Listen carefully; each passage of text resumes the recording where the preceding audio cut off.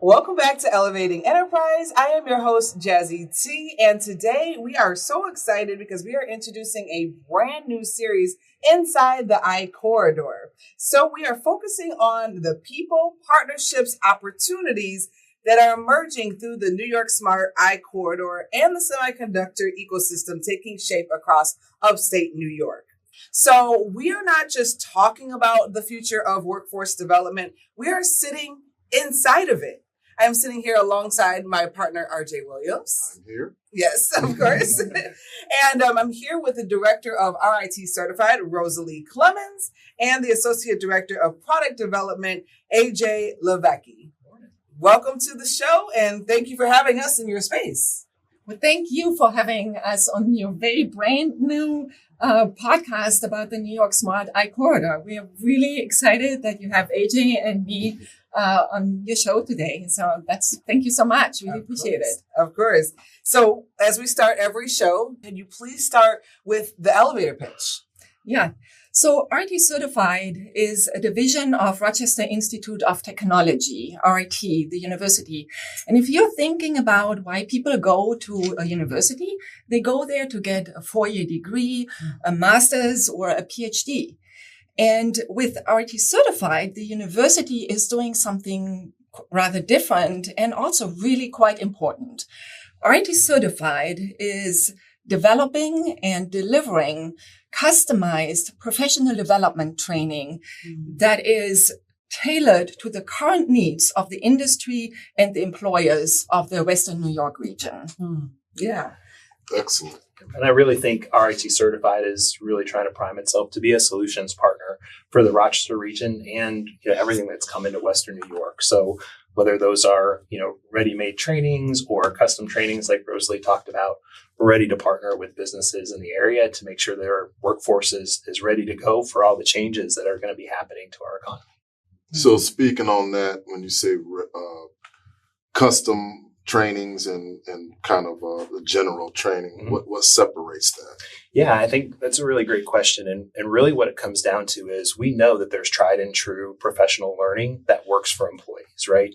And so if there's something that that you need, we can be a solutions partner for that. We have items on the shelf that are ready to deliver by great subject matter experts, facilitators, instructors. Some of our opportunities are asynchronous, so your employees can learn on their time, right? But then we can take that steps further. We can take some of those ready-made trainings and customize them a little bit more for you. Make sure that the modality works. Maybe you want it at your space. Maybe you want it at our space. You want to pick the time. You want to pick how it's delivered. And then that third thing, we'll talk, I think, a little bit more about that too, is really customizing those trainings so that they're not just what's out there. They're really bespoke to those specific needs.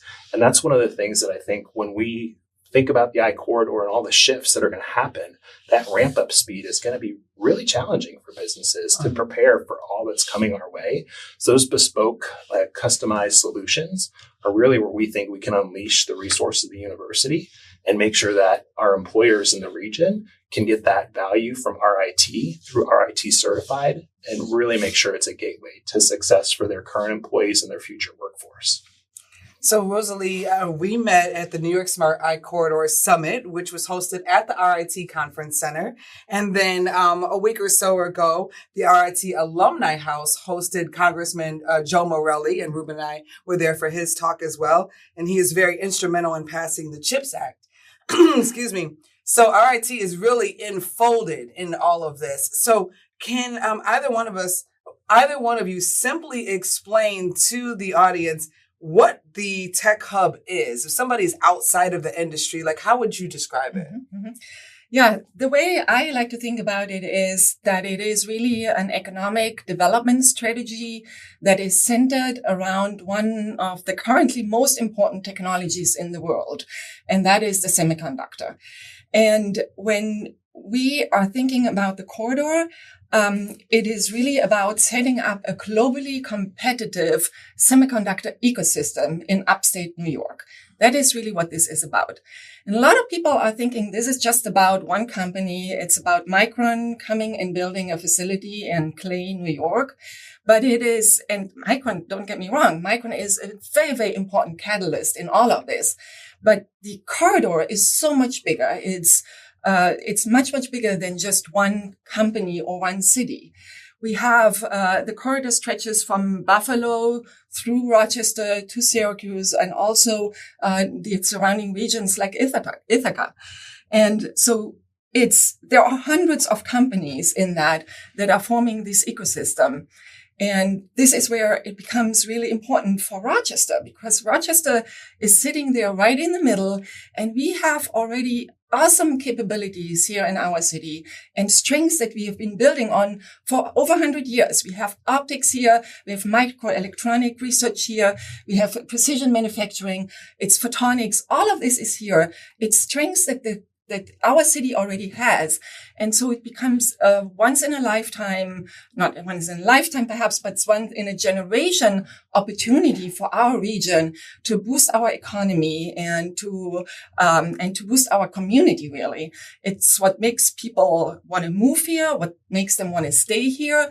And so this becomes really an opportunity that is for all of us to see. So really exciting for us. Yeah, absolutely. And going further into that, it's a kind of a long-term project. So there's jobs now that will need to be impacted, but then there's also future jobs. How is RIT certified impacting that? Mm-hmm.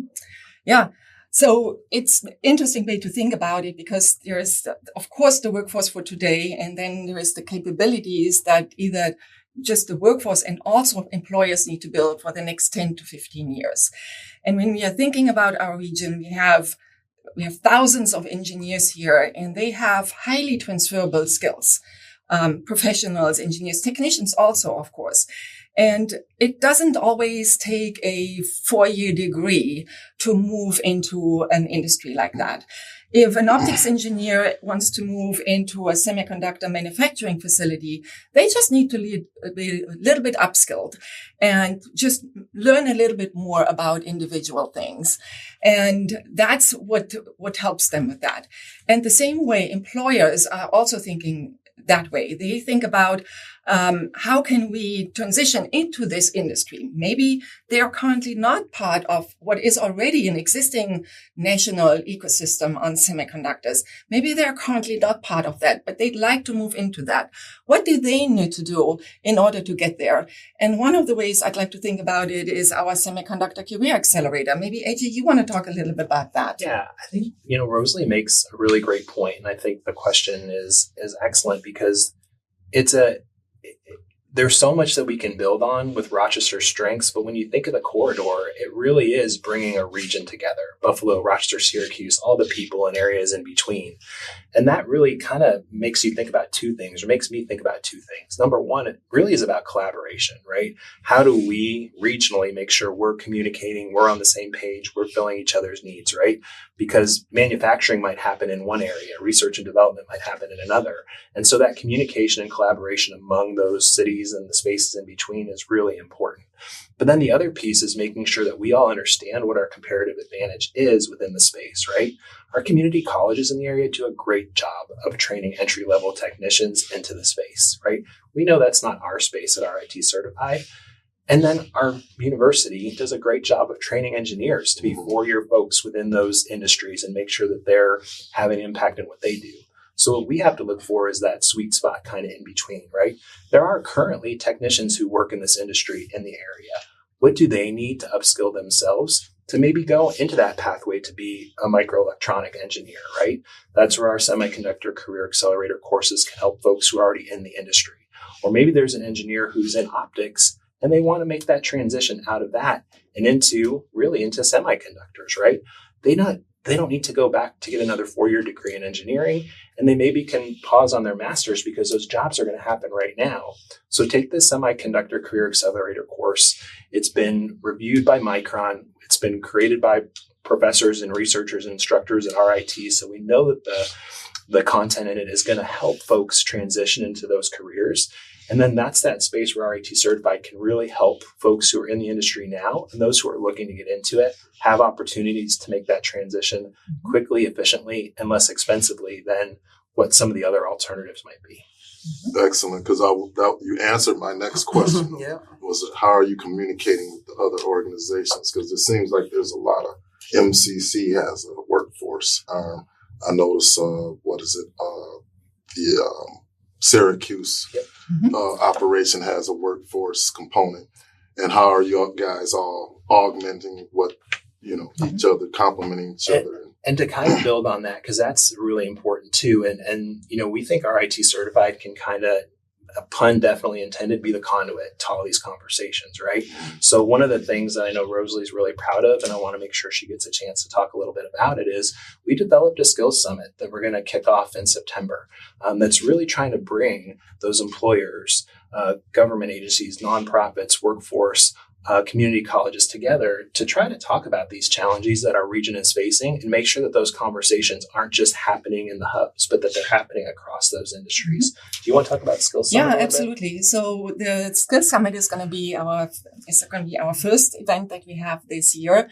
And it's meant to bring employers and community organizations together to specifically address how technology is impacting the workforce and what employers can do to really make sure that they are always on the cusp of state-of-the-art technology and that their workforce is following along with that. So for the first summit, we have chosen a very timely topic to kick that off, which is AI. Because AI, there is all the companies are working on it. Nobody can get away from it, whether they want to or not. And they are all dabbling a little bit as organizations, but also as individuals. We are all trying our ways with these different tools that are out there. And what RIT Certified is bringing to the table is also something where we can have a conversation on how can we really, what is happening inside the companies and have leaders communicate with one another and what are they struggling with. And ultimately what this does is it helps RIT Certified to build products, to build workshops, to build courses, training, online training, whatever it may be, to really help organizations do the next thing.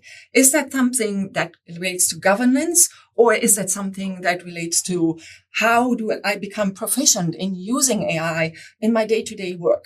So we're kicking off these workshops right now in order to help that really make happen. And our first workshops are really geared towards individuals. They are about taking employees and who have been working a little bit with this. And what we are learning is that inside organizations, employees have very different knowledge of AI. I might be using AI every day and AJ might be using it once a week. So our knowledge is very, very different in this.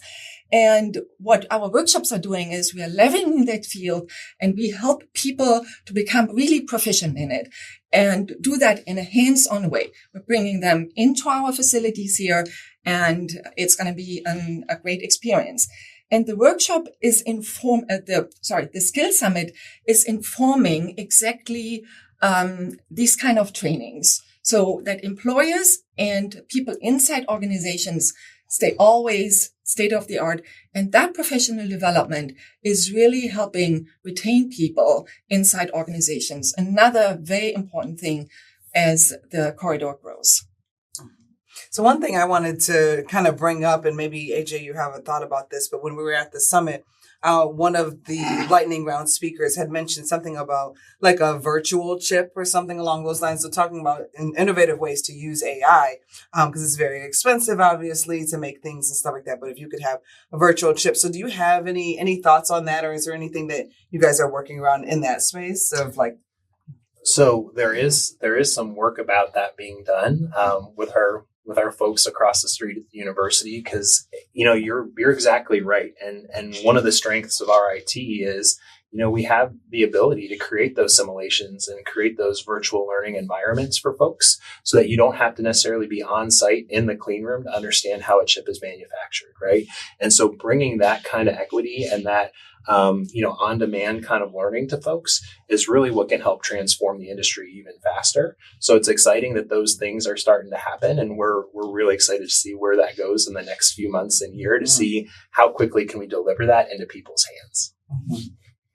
Excellent. Excellent. Another area is also knowledge transfer, because I'm working with a group now and we're using some AI tools to capture knowledge of people who are retiring. Yep. And so that's directly in the manufacturing facility. Yep. So there's a whole process behind that. I worked with a team out of Silicon Valley in the past who showed, I see how they do it. But I think that's beneficial, especially for the supply chain ecosystem, because a lot of the facilities are industrial technology facilities, and now they're trying to match Micron and this new semicon or technical based manufacturing. So how does RIT Certified help bridge that gap? You are hitting on something that we are actively working with employers on. That knowledge transfer is so important, and it has always been important for companies even before AI. I remember the days when I was working at 3M, there was a huge initiative on doing knowledge transfer and how to capture that. And the systems that were set up were expensive and enormous to really capture the outgoing workforce there, the knowledge of that outgoing workforce. What AI is doing and what we can help with is we are going and working directly with these employers, and we're trying to understand, okay, what is the knowledge that you're trying to capture here? Is it a specific person that you are looking because they have all the knowledge? Or is it something about an entire group that you're trying to get? Is it something we're trying to accelerate something into the future based on what has happened in the past? And that could be very specific things. There could be something where there was one person who has a wealth of knowledge and they would like to retire, and hello. That's kind of where we're at. You are not allowed to go. But the other thing is where you can also take historic knowledge about something that happens inside your factory. There is another employer we are working with. They are interested in using quality data, quality information from their production facility. And they have all that historic knowledge about, something went wrong here. How did we fix it at the time? And how can we prevent or have a faster solution the next time that same problem comes around? Absolutely. So these are very, very different scenarios.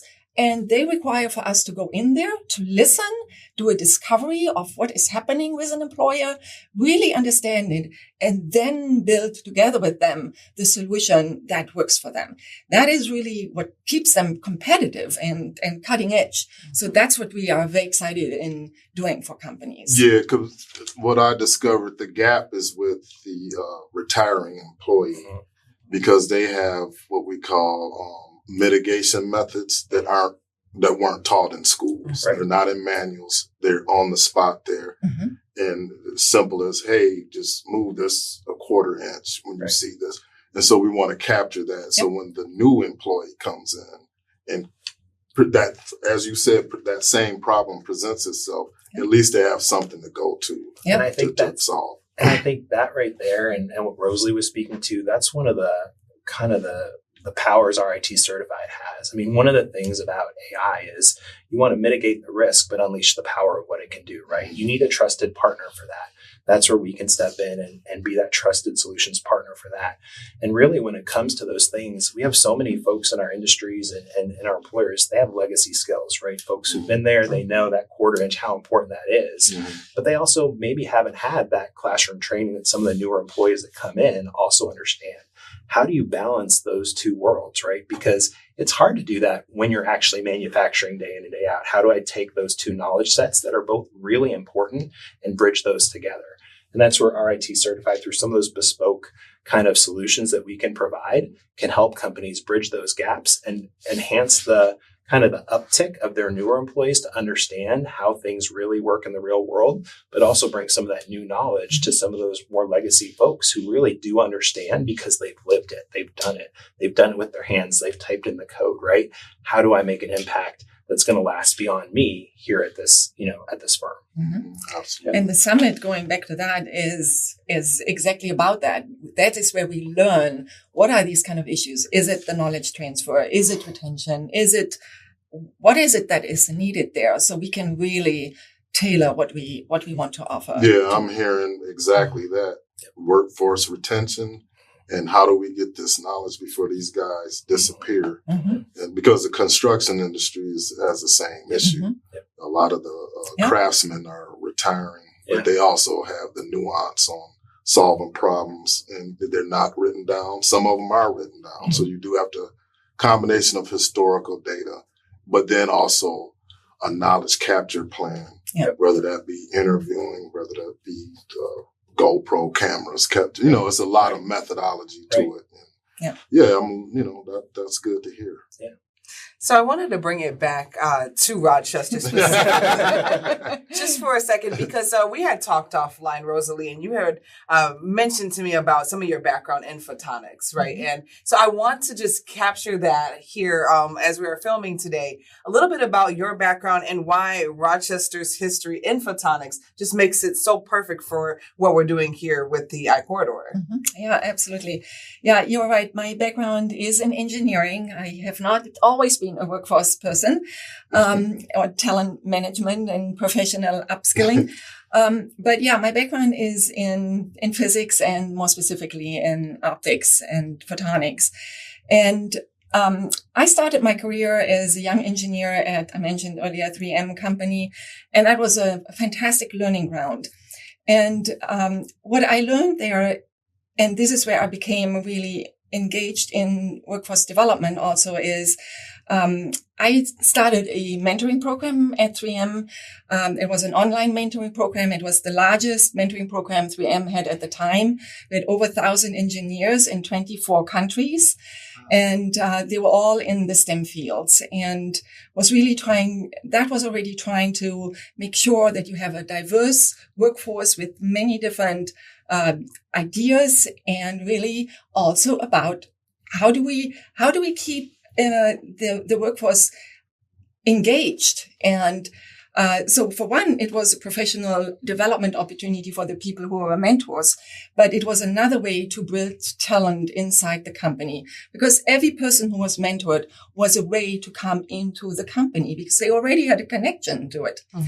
And that was really interesting because what I saw there for the first time was how employers take ownership and responsibility for workforce development. Mm-hmm. So workforce development is not something that happens to companies. It is something that they take charge of and that they drive. And that is what really ultimately brought me into this particular industry. Now, I have been lucky throughout my life to really combine both my optics and photonics background and my workforce passions. And what I see what is happening here in Rochester is that a lot of companies still think workforce development is something that happens to them. We hear a lot of, we need more talent, we need future talent. How do we get it? But it is where the companies should take the fate in their own hand. They need to become engaged. And how do you do that? You work in professional development. You give people the opportunity to learn something new every day or every year on their job and make it part of their performance plan, basically, to do something and upskill themselves. And yes, that costs a little bit money, but it is far cheaper to do that. It is very practical and it is very dynamic. It can happen continuously as you need it. And as we have discussed before, we can do this so that it fits your very needs. And that could be AI, which we talked about a lot, but it could also be something on a Lean Six Sigma. It could be something that is on leadership training, on project management. All these things are something that companies need where they can skill people. And this is something, we have a big optics industry here, and I have seen in companies that there's not enough investment in that. Yeah. And this is something where RIT Certified is well positioned to help. And it's providing excellent opportunities for companies to really adapt themselves and improve their retention. And also innovation. Professional development has shown to, I think there are data out there that innovation is improved by 2x. Mm-hmm. That's amazing. Just for a course that is really not a degree. It's short form. It takes a few months to complete, maybe only a few weeks, maybe just a 1-week workshop, whatever fits the company. We are there to help. Yeah, and I'm an advocate of that. I've been a beneficiary to that. My corporate and regional corporate career in the past. Everything you said, they sent me to Six Sigma, the project, PMP, negotiations. So it does work. And yeah, my career was exploding alongside of that. So I can attest to that. Yeah. And another thing that I just want to say is, we all have crucial conversations. That is another thing that we can help with communication skills within the team. And something that we have noticed as we are bringing companies into our space to have conversations about something completely different. So let's say we have an AI workshop here, and all of a sudden the companies discover how bringing people from different functions of the organizations around the table to talk about something that has an impact on everybody inside the organization, that's a team building activity built into something on a technical topic. Yeah, I think really, training is really about preparing for the future. I think sometimes executives and leaders think about, if I have to train, that means I didn't do a good job somewhere down the line, right? And that's a hard conversation to have with yourself, right?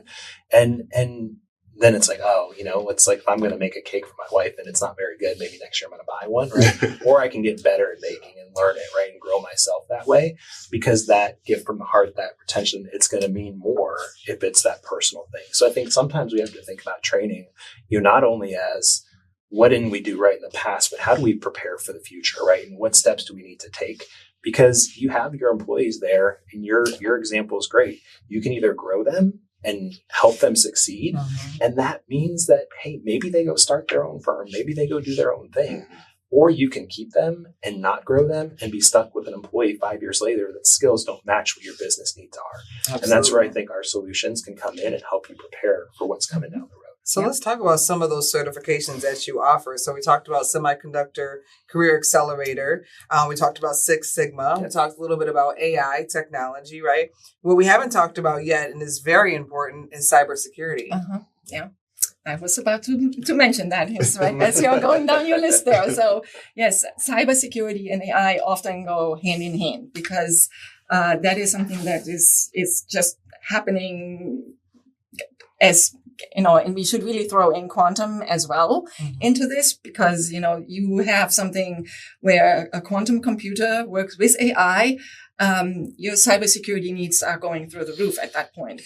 And RT has the Cyber Institute. So we have a wealth of knowledge, and the university is really working with the government and with many, many big organizations throughout the country on developing these kind of things. And RT Certified is taking some of that and is bringing it down to companies also in various ways in what they are needing. Again, going back to what does a company need and how can we help? Or how can we help individuals transition into a cyber career?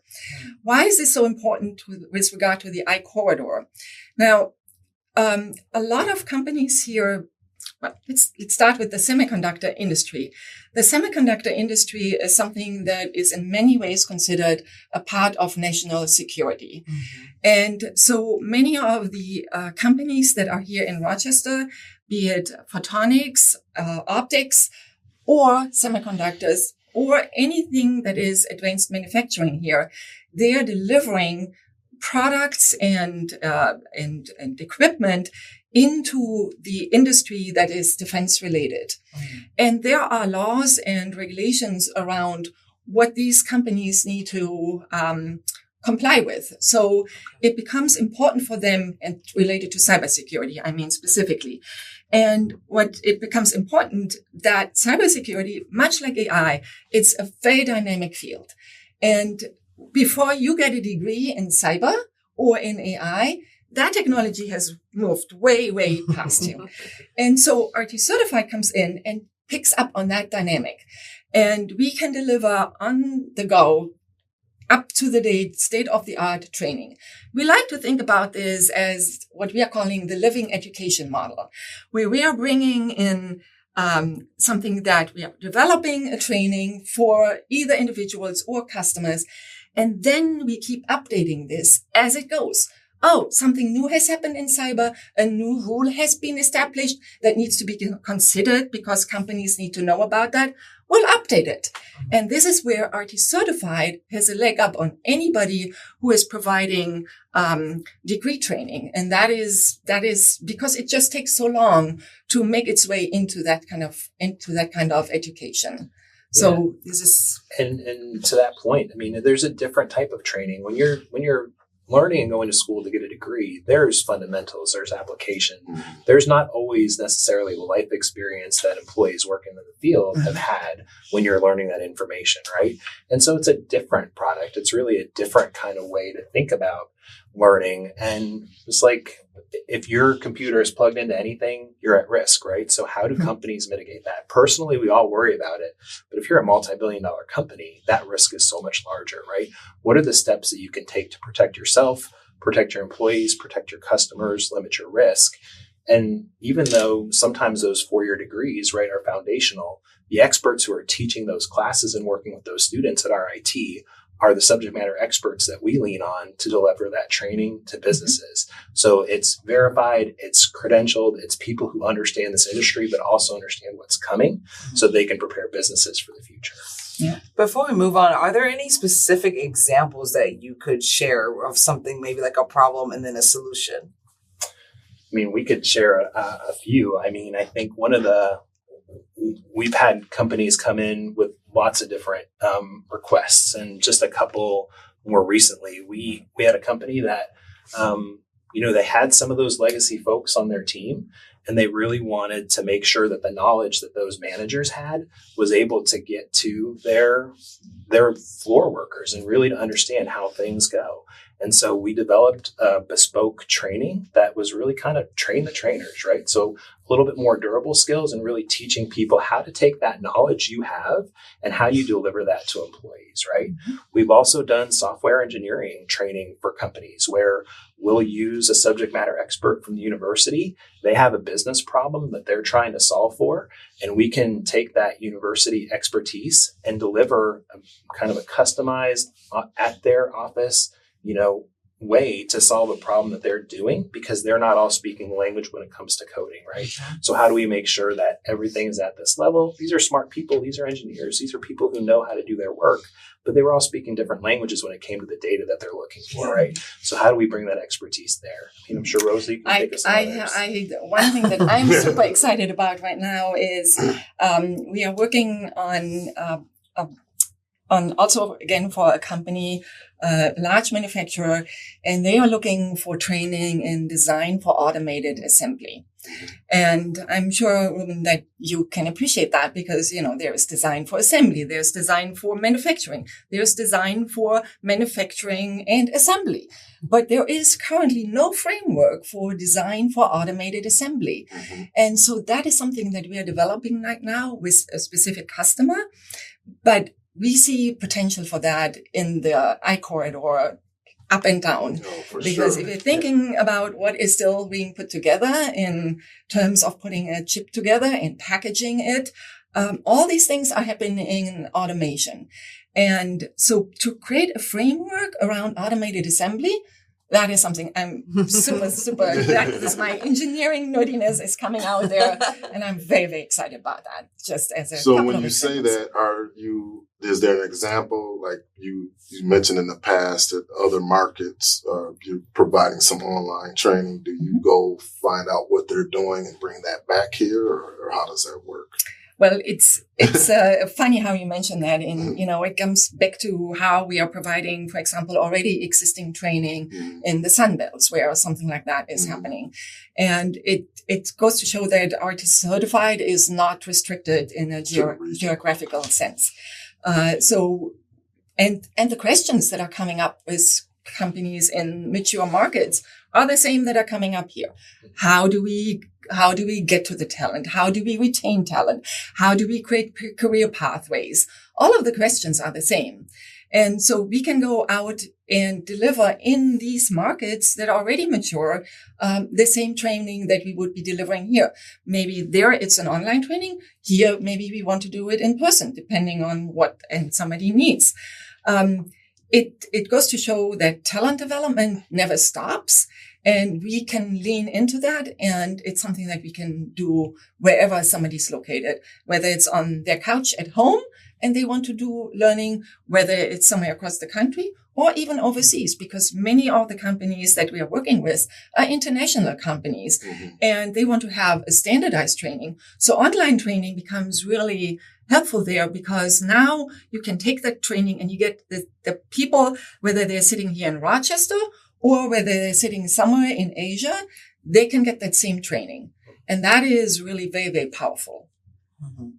Go ahead. I just wanted to break down for the audience who may be hearing some of these words and not exactly understanding. So when you say more mature markets like the Sun Belt, can we give a more specific example, like what's happening in Arizona? Like how kind of far ahead are they versus Rochester?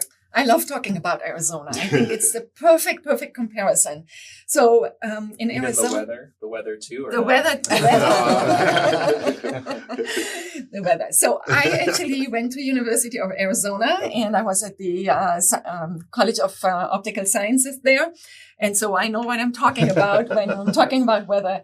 And when I was hired into Rochester, since you were asking about my background, I was told by the company that I was the first person that they were able to recruit for the team in Rochester.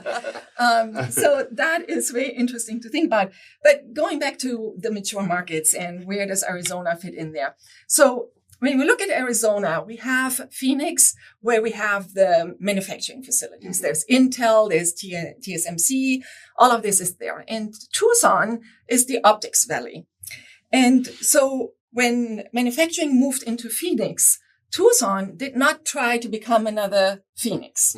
In fact, they doubled down on what they are really good at: optics, photonics, and the world-class research in those areas. Sounds familiar. Sounds familiar. And so that's just it. And this is, I think, where we have a lot in common with Tucson. We have decades, a century of expertise in optics. We have photonics. We have microelectronic research here, performance, manufacturing. So all these things are already here, and there are capabilities and strengths that we can build on and just then become an indispensable part of that semiconductor ecosystem that is happening in the corridor here. And Certified is helping mature markets and mature ones. But we are learning from those markets. And that is the message that we should try to learn here. Rochester should not try to become the next Syracuse, because Syracuse has the manufacturing. They have the Micron facility. Rochester should embrace what it already knows so well and really build on those strengths and take those forward. I think that is a really, really important lesson that we should learn from this. So how do you distinguish between that? Because this is the New York Smart Hub I-Corridor project. So it seems like everybody has to be in sync with each other, not separate. How are you bridging that gap there? Well, this is really about the partnerships that are happening, right? I mean, we have to understand that the New York corridor is an enormous investment in our region. And yes, there are hundreds of companies, from manufacturers and suppliers, but then there's also the entire university and academic system, community colleges, universities. There are workforce community organizations. There's economic development organizations. All of these work together here, and it can never be just one entity who is creating this ecosystem. And the beauty is that we are already part of the national ecosystem. The economic development that the I-Corridor, the Tech Hub brings, and the funding from the CHIPS and Science Act, that is something that is just accelerating us. We have already a great starting point, and we are taking that and we are just making a quantum leap into the future with that. Yeah. You want to add to that? Yeah, I think, what it really comes down to is everyone has to understand that there's going to be enough work to keep everybody busy, right? And so we don't need to spend our time trying to compete with each other and doing something that, we really might not be in our best position to do. And so I think we talked a little bit earlier about, entry-level technicians. We're going to lean on our community college partners to do that, right? And then those mid-career folks, let's help build those skills, right? But let's do this together. We don't need to get upset in Rochester because there's not a huge fab lab being built here. That's okay, right? Because it's still going to support the work and the effort here. And so I think that's the piece to it, is really having those communications, understanding how we all can support each other, because the region itself, we can be in sync with each other. And I think one of the things, having, grown up here, is you've seen this area be very resilient, right? And be very, it's seen dark days and it's seen challenges. And this is an opportunity to kind of come through that and kind of build that regional expertise and that regional network, not only of production, but also support and of growth and of understanding, and continue that trajectory that I think all three cities separately have been on over the last few years. Now we kind of come to coalesce around one kind of focus area to keep driving that growth. Yeah. Yeah, let's also drive home the fact that, the fabs, they're not up and running right now, right? So we're talking about, preparing current workforce and then also future workforce. So how early does the pipeline need to start if Rochester wants to be ready for when the I-Corridor reaches its full scale? Yesterday. That's really the answer. We were, I have a background in public education. And so I think it's never too early to start having those conversations. And there's a lot on teachers' plates. But one of the things we know is that teachers have an impact on kids that, second to parents and their friends, no one else can replace that impact, right? And so we can all think of a teacher in our past that helped us get to where we are, whether they pushed us or believed in us or whatever that was. So we were fortunate to have the New York State Department of Labor visit a few weeks ago. And they have a program where teachers within the region visit different industries and see what careers are out there for kids, for their students. Cool. And we asked, at what age do you start talking to kids about careers? And someone in the group was like, we start in kindergarten. I was like, that's awesome. I don't know what those conversations sound like. Maybe you're going to be a unicorn engineer someday or something like that. But it was really kind of cool to already know that there is an understanding these conversations have to happen early. When I think about the pipeline, I really think about how do we make sure that teachers have the expertise and the knowledge to talk about these things with students, right? Because if you have a student who asks, what does it mean to be a technician? I don't know. You can Google it, right? That's not the answer we want teachers to have. They have a lot on their plate. They're not going to be experts in everything. But if we can expose teachers to what that means and what the future of work looks like in this region, then they're going to be able to have those conversations with students and really help grow them. We're fortunate that we've, through some of the, some money from the ESL Charitable Foundation, that we've developed a professional development in conjunction with Monroe BOCES 2 to train teachers this summer in what the semiconductor industry is, how it applies to what their students are going to see, and how they can prepare their students today for the workforce of the future, right? For some of those kids, it's going to be 3 or 4 years after they graduate, right? They're going to get an associate's degree or go to work right after high school. Others are going to go the engineering track.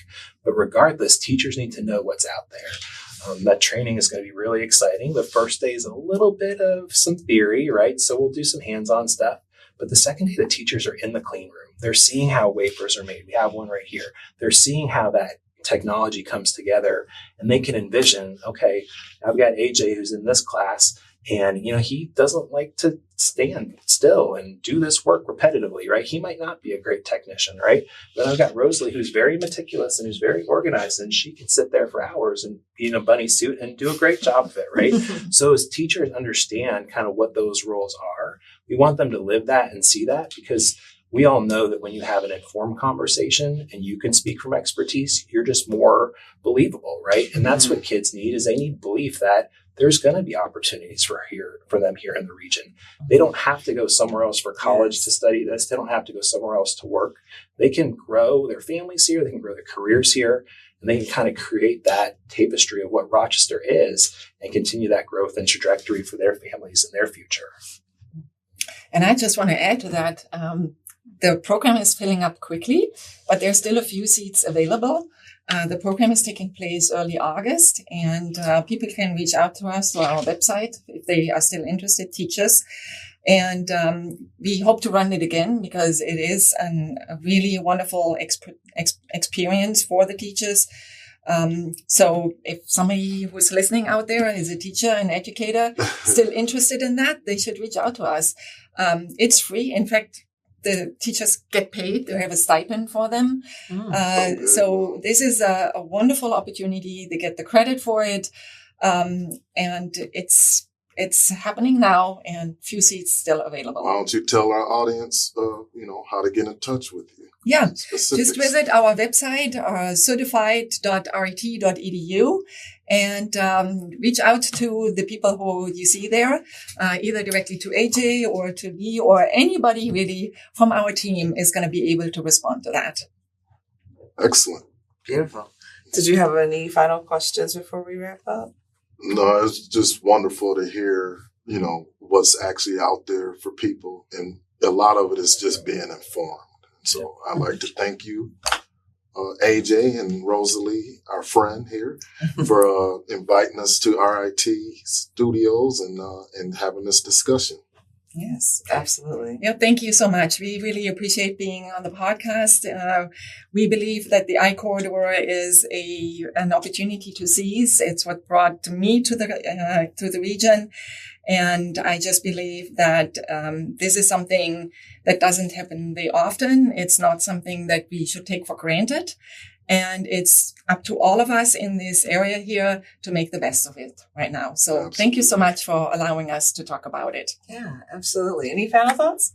I just want to say that, if you're an individual thinking about how do you get into this space, start really exploring, I didn't know a lot about chips and semiconductors when I first started at RIT. But there's incredible resources here that have trained me. It's not, chip packaging is not potato chip bags. I did learn that pretty early on. But take that risk and learn. And there's some really kind of, low risk, low cost ways to get involved and understand if this is going to be a career for you. And then for companies, if you haven't started planning yet, now's the time. We really want to be here to support you. There's a number of resources that RIT and RIT Certified can provide to make sure that your existence within this ecosystem strengthens your company, strengthens your bottom line, and has an impact on the region. And we're excited to be a part of that. All right. Well, thank you, AJ. Thank you, Rosalie. Ruben and I are glad to be here in this beautiful space. Thank you for welcoming us in. And if you are more interested in learning how you as an employer can work with RIT Certified, absolutely, reach out. If you are a teacher, there are programs for you to get involved with this summer as well. And if this conversation has helped you to better understand the I-Corridor, the workforce opportunities emerging in our region, make sure you share this episode with someone in your network. All right, so this is Inside the I-Corridor on Elevating Enterprise. I am your host, Jazzy T, along with RJ Williams. And as always, success isn't overnight, it's strategic. See you next time.